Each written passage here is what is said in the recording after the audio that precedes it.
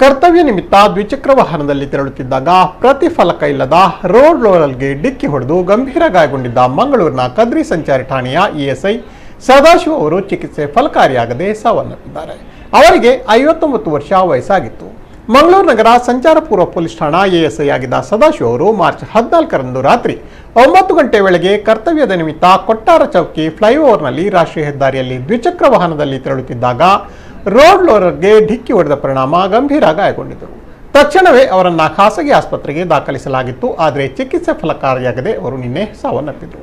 ಸದಾಶಿವ ಅವರ ಪಾರ್ಥಿವ ಶರೀರಕ್ಕೆ ಸಕಲ ಸರ್ಕಾರಿ ಗೌರವಾದರಗಳೊಂದಿಗೆ ಕುಶಾಲು ತೋಪು ಹಾರಿಸುವ ಮೂಲಕ ಅಂತಿಮ ವಿದಾಯ ಕೋರಲಾಯಿತು.